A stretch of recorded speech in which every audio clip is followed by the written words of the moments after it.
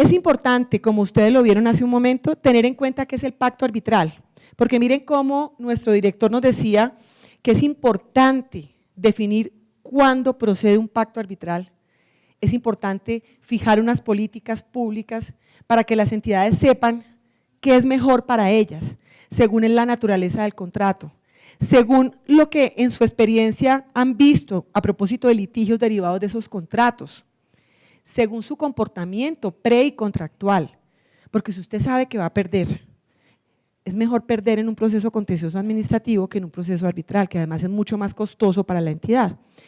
Pero teniendo en cuenta qué es el pacto arbitral, ustedes podrán tener razones y tener claro el camino para decidir ese contenido del pacto arbitral. El pacto arbitral es un negocio jurídico por virtud del cual las partes someten o se obligan a someter a arbitraje controversias que hayan surgido o puedan surgir entre ellas. Ustedes deben recordar que el pacto arbitral puede estar contenido en la cláusula compromisoria o puede estar contenida en un compromiso. Y aquí algo importante. La cláusula arbitral debe estar incluida en la minuta del contrato que forma parte del pliego, cuando su contrato se somete al Estatuto General y además debe estar precedido de una licitación pública. Ustedes preguntaban hace un momento al director, pero ¿cómo así la oficina jurídica va a conceptuar sobre la procedencia o no de la cláusula? El director muy acertadamente le dice que cuando ustedes diseñan los contratos, tienen que tomar esa decisión. Es en esa fase de planeación del contrato estatal donde usted, entidad, tiene que tomar esa decisión y debe contar con el concepto de su oficina, de su dirección jurídica. Es ahí en esa fase precontractual, porque lo ideal es que desde el pliego y la minuta del contrato se tenga claro que ese proceso de generar, que ese contrato de generar un litigio puede ser sometido a arbitraje. Ahí entonces, en esa fase precontractual, dentro de los componentes del principio de planeación, deben incluir este. Ustedes van a preguntar, bueno, ¿y qué pasa si no incluimos la cláusula en la minuta, que forma parte del pliego? Pues pueden utilizar, ya cuando se presente el litigio, el compromiso. Pero hemos visto que algunas entidades, antes del litigio, celebran un contrato modificatorio o un otro sí, e incluyen la cláusula. Eso es viable en ejercicio de la autonomía de la voluntad y siempre y cuando se sustente esa modificación. Es viable porque si usted puede lo más, puede lo menos. Si usted puede suscribir un compromiso cuando ya el litigio está ahí, pues usted también puede firmar un modificatorio incluyendo la cláusula. Ojo con esto, si usted tenía la cláusula compromisoria en la minuta que forma parte del pliego y se le olvidó escribirla en el contrato que firmó con su contratista, ¿qué prevalece? El pliego. Recuerden que ahí prevalece el pliego. Eso lo dijo primero el Consejo de Estado y luego lo dijo la ley. De manera que si hay una diferencia, porque usted se le olvidó meter la cláusula en la minuta, pero la cláusula está en el pliego, si no hay un compromiso posterior o un modificatorio posterior, no importa, ya está vigente porque prevalece el pliego. Ojalá eso no pase, pero a veces pasa, ¿sí? En este artículo tercero de la Ley 1563 de 2012, se nos recuerda que el pacto arbitral implica renunciar a someter el litigio al juez natural. Estoy aceptando que si se dan ciertas condiciones, no vamos a ir al juez natural, nos vamos a ir a un tribunal. Por eso es tan importante tener en cuenta lo que dice la directiva. Hay que fijar eso desde la etapa precontractual. ¿Usted qué quiere a futuro? Claro, ustedes me dirán, bueno, pero es que cuando uno está diseñando un contrato, es como cuando uno está preparando un matrimonio. Uno no piensa, ¿cómo me voy a divorciar? Usted le dice a un joven que se va a casar, y usted va a casar por lo católico, bueno, hay que casar por lo civil, y haga capitulaciones. Ay, pero ¿por qué hablamos de eso? Si es para toda la vida, si eso dice uno en ese momento, pero uno nunca sabe. Aquí es igual, la gente no le pone cuidado a la cláusula compromisoria porque nosotros no vamos a pelear, nos va a ir súper bien, este contrato se va a ejecutar perfecto. Y luego llegamos a la realidad y vemos que es distinta. Ahora bien, ¿por qué es tan importante saber si incluyo o no la cláusula? Porque miren lo que pasa, el Consejo de Estado aceptó la renuncia de la cláusula en su jurisprudencia y el tema era saber si la renuncia a la cláusula debía ser tácita o expresa. pues ya se acepta renuncia tácita, pero además aceptación tácita. Si su contrato no tiene cláusula compromisoria y a usted lo convocan a un tribunal de arbitraje y usted no propone la excepción, usted no se opone de manera inicial, usted lo aceptó. Y es una manera tácita de incluir la cláusula compromisoria.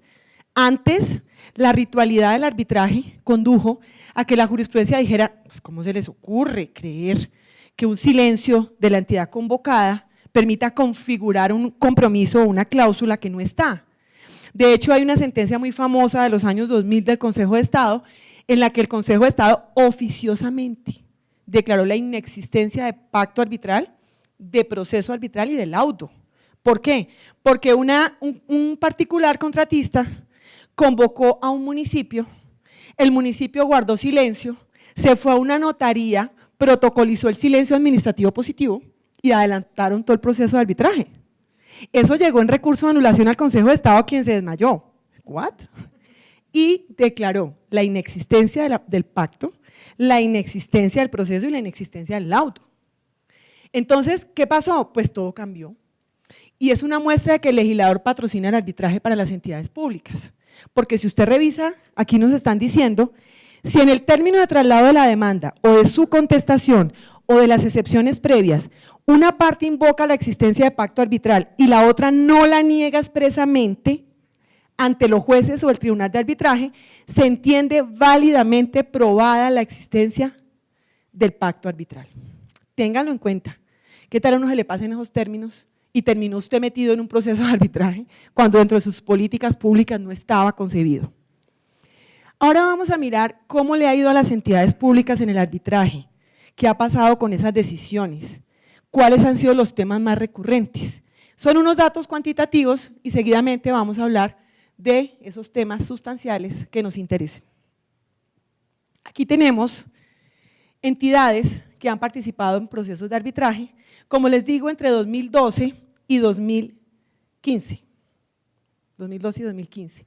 Como lo dijo nuestro director en procesos recientes, las entidades que más acuden al arbitraje son las entidades de infraestructura. Aquí estamos hablando de la ANI, aquí estamos hablando del Instituto Nacional de Vías, aquí también aparece INCO, pues el desaparecido INCO.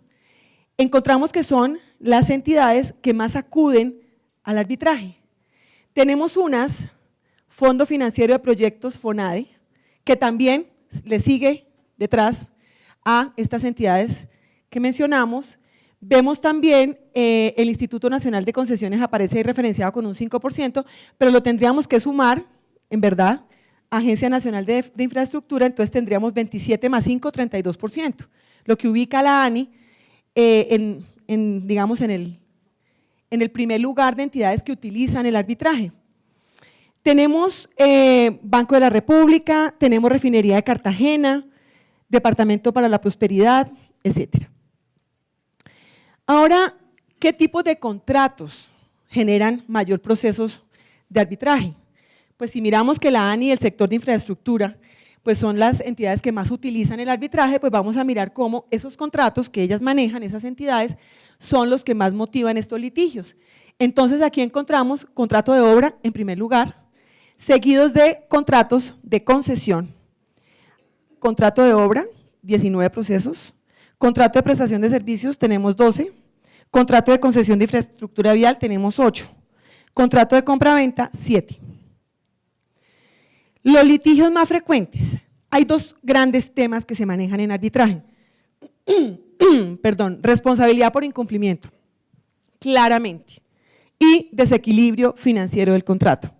Desde ahora anunciamos que nos preocupó mucho cuando estudiamos estos laudos, ver la confusión que se hace en la práctica, tanto las partes del proceso como muchos árbitros, confusión en la que incurren a propósito de cuáles son eventos de desequilibrio y cuáles son eventos de responsabilidad contractual. Armaron ahí como un sancocho muchas veces, más adelante lo vamos a aclarar. Pero miren que el error no proviene de un descuido, el error proviene de la ley 80, porque si ustedes recuerdan, la ley 80 trae el incumplimiento del contrato como un evento de desequilibrio. Más adelante, cuando estemos hablando de estrategias argumentativas, vamos a recordar cómo el incumplimiento no es un evento de desequilibrio, es el elemento fundante junto con el daño de la responsabilidad contractual. Ahora lo volvemos a tomar. Pero ¿qué temas motivan litigios y qué temas motivan laudos arbitrales? Imposición de multas, sanciones, reconocimiento de mayores cantidades, reconocimiento de sobrecostos por mayor permanencia, distribución de riesgos, contenido de los riesgos, predios, licencias, consultas. Son todos esos temas que alteran la ejecución normal de un contrato.